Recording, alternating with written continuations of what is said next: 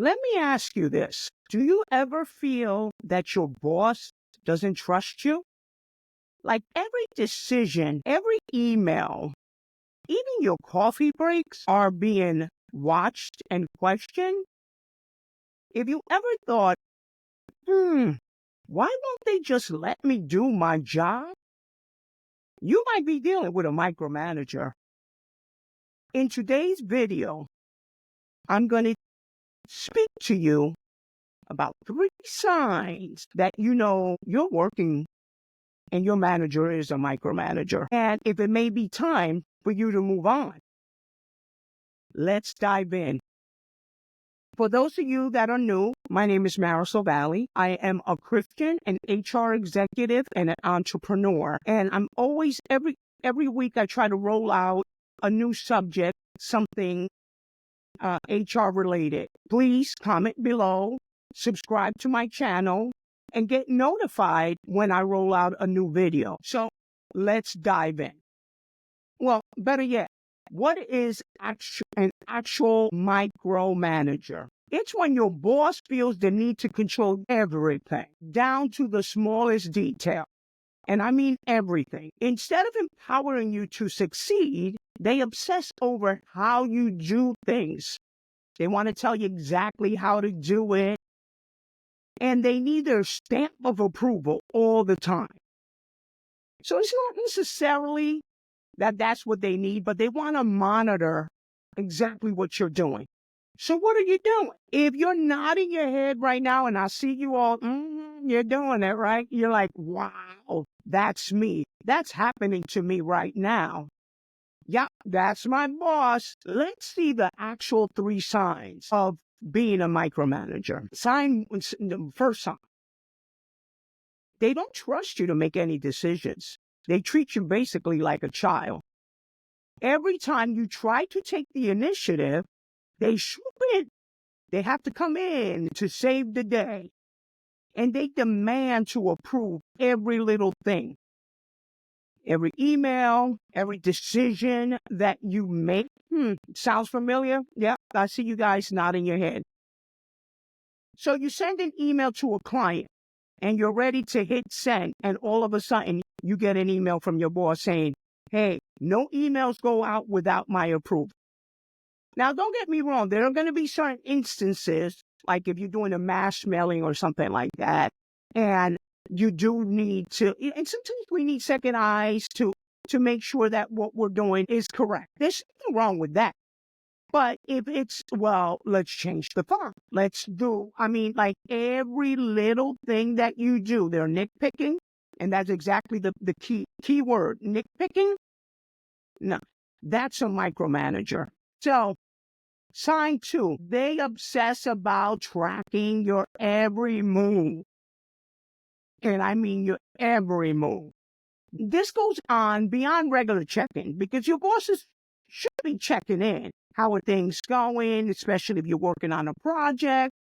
What's the process? There's nothing wrong with that. But if what you're working on or God forbid that you gave them, be real mindful that you meet your deadlines. That's something that you really have to be mindful. If you tell someone you're going to have something done at a certain time, make sure you do. But a micromanager will be like, okay, you told me it was going to be done today at 2:03 to be exact, and I still haven't received it, and it's 2:05 p.m. That's a micromanager. That's someone that is distrusting or just not a good leader. Because you should be able to trust your staff. Because if, as a leader, you have that much time to micromanage, then you don't have enough on your plate. I'm just saying. Moving on to sign 3. Sorry, I'm stuttering now because I get myself all excited over the topic. Because that's one thing. I've worked early on in my career for a micromanager, and it was the worst thing that could ever happen to me. I don't wish that on anybody. Yeah, and we'll get to that towards the end of the video. So Sign 3 is they focus on and so I jumped the gun because I kind of made sign 2, sign 3. It was kind of like a correlation of both. But really, sign 3 is like they pick on every little thing. The font you picked, it wasn't good enough. So we're ordering lunch and you ordered something that I didn't approve. Every little thing bothers them. The breath that you take. I mean, it's just, these people are just unhappy individuals. I'm sorry, but micromanager. And if you're a micromanager and you're watching this, it's late for you. Please, do something about it. You want to continue to lose people. And this is how people, and talking from an HR perspective, if you see people are fleeing a specific department, it's not necessarily the company it could be the manager. You hear this all the time, but there's truth to that. People don't quit jobs. People quit managers. There's a lot of truth to that, guys. Who wants to be micromanaged? It doesn't mean, proactive feedback. It doesn't mean that you don't take constructive feedback and correction. That's not what I'm saying.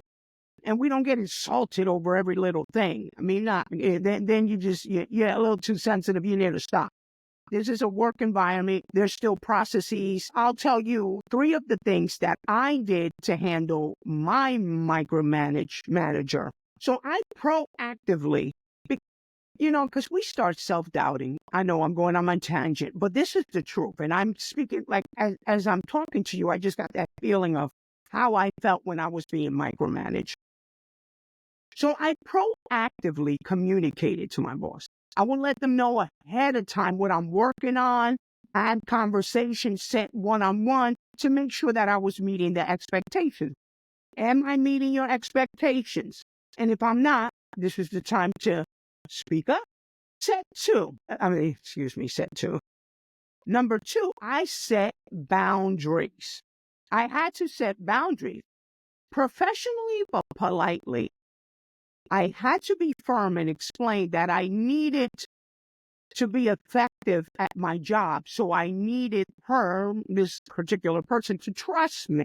And then number 3, you guys are going to know, and I know you're probably shouting it as we speak, document everything. And I mean every conversation, everything they say to you. I mean time, date. I kid you not. Because human nature, it's about tracking, but human nature will forget. And sometimes we think we had the conversation a day ago. It might have been 2 weeks ago. Document everything. This protects you as an employee. I mean, it's important to protect ourselves. And I don't mean document every time, every little simple thing. Let's not get ridiculous. But if you're being micromanaged, which can lead into more than that's just the way this person is. No one likes a micromanager. No one likes someone standing over them. They're trying to write an email. And I hope and pray that's really not happening to you guys. But if it is, I'm just saying, I'm okay. So let's be real. Sometimes it's just not fixable. Your boss's behavior does not improve with every effort, and you feel like, I don't know what else to do. Well, I'm going to tell you what to do. And here are 3 questions to ask yourself. Do you feel dread every day you go to work? Are you feeling dread, that pain in the pit of your stomach that you're like, I really don't want to go there? Do I really have to go to work? Do I have any more PTO time? Can I call out sick? Guys, I know. You're thinking, you're scratching your head, and I see you nodding your head out there. You're no longer growing in your role. You feel stagnant. There's nowhere for you to go. There's no growth, no training, no opportunities. And you feel like you're being held back. And lastly, is your mental health suffering? You're just like everything. It's affecting your life at home. You're stressed out. You're thinking about tomorrow when I go to work. What are they going to do to me? What is she going to say to me? What is he going to say to me? What are they going to say to me? Guess what? Moving close, guys. It's time for you to leave. You didn't do anything. Sometimes we're just not a good fit. God has a better plan for you, my dear. a better plan. But you got to think better of yourself. So hear me when I say, lace up those sneakers. You know what I'm telling you. Lace them up and run out the door. And I'm not telling you to quit your job. We all know that, you hear about the job market today. But guys, getting sick over a job or hating your job, I can honestly tell you I enjoy my job. And I know you're probably thinking, oh, but you're in it. No.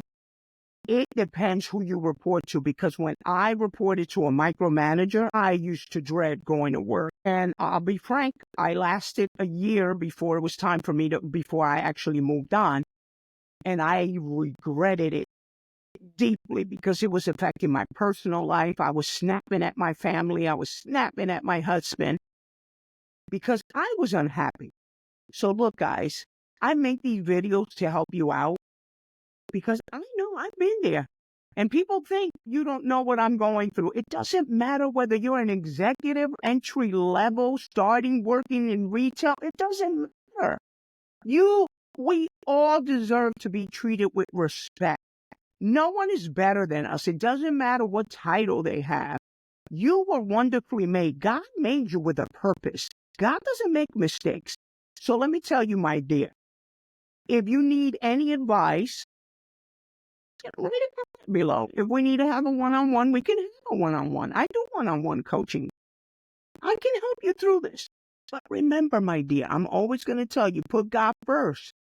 And I want you guys to misconstrue when I say God first, that I'm oblivious to life and reality, and that we get sad and we get disappointed and we get hurt and we get betrayed. I get it. We do. We do. We all do. I still do. At the end of the day, when I realized that God saved me and He made me with a purpose, I'm not going to let any naysayers get to me. So with that said, guys, I'll be talking to you soon. But remember, you're a child of God. You're the head and never the tail. You're above and not beneath. Be blessed, my dear.